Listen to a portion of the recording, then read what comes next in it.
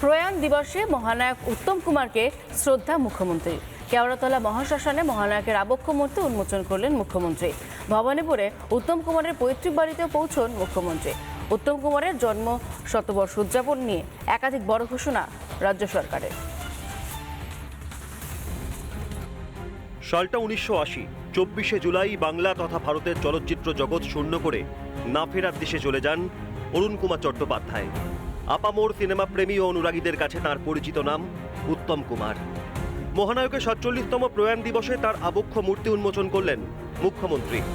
পৈতৃক বাড়িতে গিয়েও উত্তম কুমারকে শ্রদ্ধা নিবেদন শুভেন্দু অধিকারীর। আগামী দিনের কি কর্মসূচি উত্তম কুমারকে শ্রদ্ধা জানিয়ে রাখতে চলেছে রাজ্য সরকার, তারও ঘোষণা করলেন শুভেন্দু অধিকারী। তিনি জানিয়েছেন যে এবছর 100 বছর হচ্ছে মহানায়ক উত্তম কুমারের। সেই 100 বছর পূর্ণ উপলক্ষে রাজ্য সরকারের অনেকগুলো ভাবনা রয়েছে। মহা ধুমধামে উত্তম কুমারের জন্ম শতবর্ষ পালনের ভাবনা রাজ্য সরকারের। 3 থেকে 6 সেপ্টেম্বর বিভিন্ন অনুষ্ঠানে মহানায়ককে শ্রদ্ধার্ঘ্য। কমিটি গঠনের ঘোষণা মুখ্যমন্ত্রীর। মহানায়কের নামে ফিল্ম সেন্টার তৈরির সিদ্ধান্ত।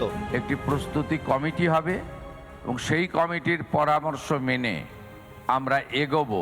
তার মধ্যে মহানায়কের নামাঙ্কিত একটি ফিল্ম সেন্টার কলকাতাতে তৈরি করার সিদ্ধান্ত হয়েছে। চলচ্চিত্র বিষয়ক যে ঐতিহ্য বাংলার মাটি থেকে যা ছড়িয়ে পড়েছিল মুম্বাই বা সারা ভারতবর্ষের, এই ইতিহাস তো ভুলবার নয়। উত্তমবাবুদের দেখানো রাস্তা এগিয়ে যেতে পারেন, তার জন্য যাবতীয় প্রয়াস সম্মানীয় মুখ্যমন্ত্রী নিচ্ছেন। কেওড়াতলা মহাশ্মশান থেকে উত্তম কুমারের ভবানীপুরের পৈতৃক বাড়িতে যান মুখ্যমন্ত্রী। বেশ কিছুক্ষণ সেখানে ছিলেন শুভেন্দু অধিকারী। মুখ্যমন্ত্রী শুভেন্দু অধিকারী তিনি এসেছিলেন প্রায় 15 থেকে 20 মিনিট মহানায়কের পরিবারের সদস্যদের সঙ্গে তিনি দেখা করেছেন, কথা বলেছেন। এবারে 100 বছর হবে 3 সেপ্টেম্বর, সেটাকে নিয়ে উনি খুব ইন্টারেস্টেড এবং আমাদের বাড়িটা উপরে দেখলেন, সব কিছু দেখলেন। দেখে আমাদের সঙ্গে একটা শুভেচ্ছা বিনিময় হলো যে আবার উনি আসবেন বলে গেছেন।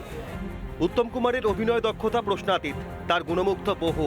রূপলী পর্দায় তার এক চিলতে হাসি তরুণীদের হৃদস্পন্দন বাড়িয়ে দেওয়ার জন্য ছিল যথেষ্ট। মৃত্যুর পর উত্তম কুমারকে চরম অসম্মান করেছিল বাম সরকার। মহানায়ককে ন্যায্য সম্মান দেয়নি মমতার তৃণমূল সরকারও। বাংলার বিজেপি সরকার মহানায়ককে ন্যায্য সম্মান দেবে, এমনটাই মনে করছে পরিবার ও টলিউডের কলা কুশলীরা। রিপাবলিক বাংলা। নানা ধরনের কন্টেন্ট দেখার জন্য লাইক করুন, শেয়ার করুন আমাদের ফেসবুক পেজ, সাবস্ক্রাইব করুন আমাদের ইউটিউব চ্যানেল। পাশাপাশি অন্যান্য ব্রেকিং নিউজের জন্য অবশ্যই চোখ রাখুন রিপাবলিক বাংলায়।